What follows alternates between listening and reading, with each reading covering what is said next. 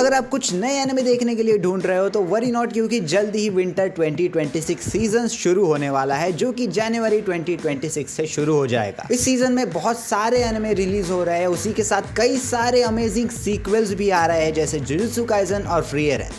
तो इस वीडियो में हम ऐसे 10 एनिमे देखेंगे जिनमें से 5 सीक्वल्स होंगे और 5 नए एनिमे जो कि आपको विंटर 2026 सीजन में जरूर देखने चाहिए। तो मेरी बकबक यहाँ पे रुका देते हैं और चलिए स्टार्ट करते हैं लिस्ट के साथ। लेकिन before starting the list please like this video and subscribe to this channel, क्योंकि मैं ऐसे ही एनिमे से रिलेटेड कंटेंट रेगुलरली इस चैनल पर बनाता रहता हूँ। पहले हम सीक्वल्स कवर करते हैं और इन सीक्वल्स में सबसे एक्साइटिंग वाला जो आ रहा है वो है jujutsu Kaisen killing game arc. Shibuya incident के एंड में जुजुत्सु वर्ल्ड कंप्लीटली टूट चुका था। सुकुना ने कंप्लीट तबाही मचाई, नानामी जैसे इंपॉर्टेंट कैरेक्टर्स मारे गए और सबसे बड़ी बात, गोजो सातोरु सील हो चुका है। अब गोजो का सील तोड़ने में कितना टाइम, दैट साउंड्स रॉन्ग। अभी गोजो जिस प्रिजन के अंदर है, प्रिजन रियलम के अंदर है, उसका सील तोड़ने में कितना टाइम लगेगा किसी को नहीं पता। लेकिन तब तक सारे कैरेक्टर्स को इस क्यूलिंग गेम में पार्टिसिपेट करना पड़ेगा and they will have to survive till Gojo comes out and defeat Suguru गेतो।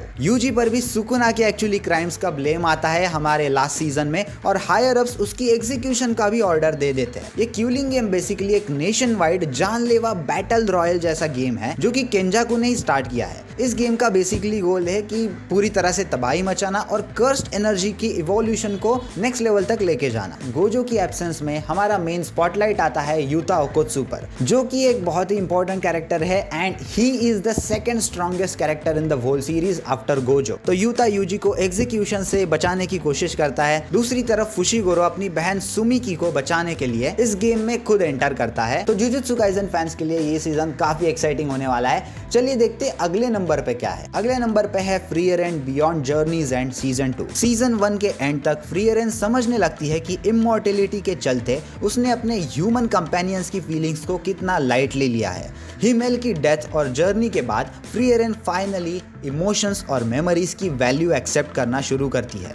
Season 2 में फ्री एरन, फर्न और स्टार्क इन सब का फोकस होता है फर्स्ट क्लास मेज एग्जाम पर, एक ब्रूटल मल्टी स्टेज टेस्ट जहां सिर्फ स्ट्रॉन्गेस्ट और स्मार्टेस्ट मेजेस ही सर्वाइव करते हैं। फ्री एरन को इस एग्जाम को क्लियर करके नॉर्दर्न कॉन्टिनेंट के लिए ऑफिशियल परमिशन लेनी है, जहां शायद उसके पास्ट और पुरानी कंपेनियन से जुड़ी कुछ चीजें उसे पता लग सकती है। इस सीजन में मिलेंगे फ्री एरन को कई सारे पावरफुल मेजेस और बहुत सारी इमोशनल ग्रोथ। अगले नंबर पे है ओशिनोको सीजन 3। पिछले सीजन के एंड में एक्वा को अपने बाप के बारे में कुछ क्लूज मिलते हैं और रूबी का भी एक डार्क ट्रांसफॉर्मेशन स्टार्ट हो जाता है जब वो आई के डेथ के सच के करीब पहुंचता है। सीजन 3 का मेन फोकस होता है मूवी प्रोडक्शन आर्क पर, एक ऐसी फिल्म जो आई के लाइफ और डेथ से इंस्पायर्ड है। सबसे डिस्टर्बिंग ट्विस्ट तो यह है कि इस मूवी का डायरेक्टर एक्वा का बायोलॉजिकल फादर हो सकता है। रूबी अपनी आइडल जर्नी को नेक्स्ट लेवल पर ले जाती है, जबकि एक्वा रिवेंज और प्रोटेक्शन के बीच के फेजेस में अटकी रहती है, स्पेशली जब डेंजर रूबी के बिल्कुल करीब आ जाता है। ये आर्क एंटरटेनमेंट इंडस्ट्री की फेक स्माइल्स,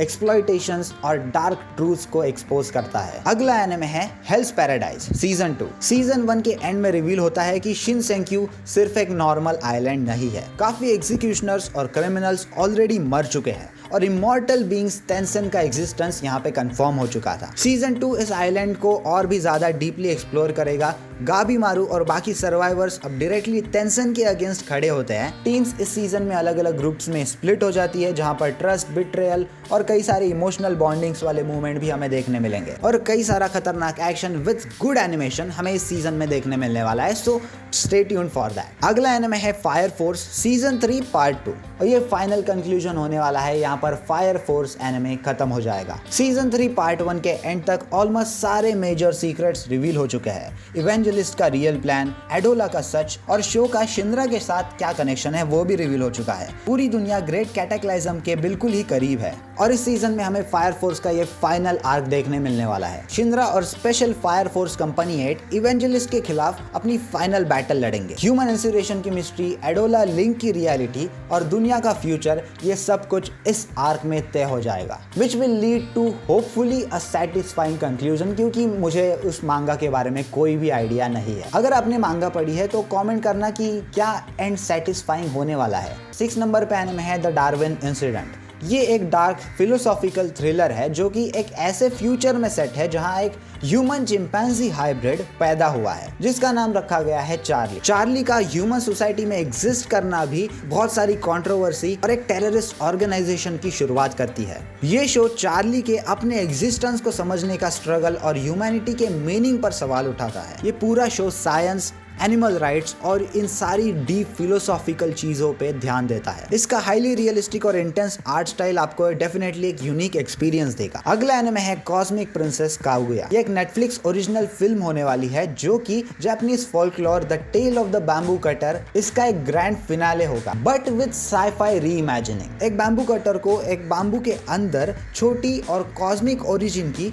प्रिंसेस कागुया मिलती है। ये पूरी फिल्म इस प्रिंसेस कागुया की अर्थ पर ग्रो होते हुए और उसकी पूरी लाइफ को फॉलो करते हुए आगे बढ़ेगी। डायरेक्टर शिंगो यामाशिता के फ्लूइड विजुअल स्टाइल से इसका एनिमेशन काफी यूनिक लग रहा है। ये एक जापानीज फोल्कलोर की टेल है, मतलब एंशियंट टाइम की, लेकिन इसमें हाई टेक्नोलॉजिकल वर्ल्ड का भी मिक्सचर किया गया है। It will be my first time experience watching something like this. अगला एनिमे है ट्राइगन स्टारगेज। ये बेसिकली ट्राइगन स्टैम्पीड की सागा का फाइनल चैप्टर होगा और यहाँ पे वैज द स्टैम्पीड, जिसे ह्यूमनॉइड टाइफून के नाम से जाना जाता है, फाइनली अपने इविल ब्रदर नाइफ्स मिलियन के साथ एक फाइनल बैटल के लिए रेडी हो रहा है। ये सीजन वैश के पीस के आइडियल्स और नाइफ्स की ह्यूमैनिटी के डिस्ट्रक्शंस के गोल्स के बीच में एक इंटेंस और इमोशनल बैटल दिखाएगा। ये स्टूडियो ऑरेंज की हाई क्वालिटी CGI एनिमेशन को शोकेस करेगा, so make sure to check it out. अगले नंबर पर एनिमे है sentenced to be a hero. ये एक नया डार्क फैंटेसी इसेकाई शो है जिसमें प्रोटैगोनिस्ट ज़ाइलो को उसके कुछ पिछले कर्म कांड के वजह से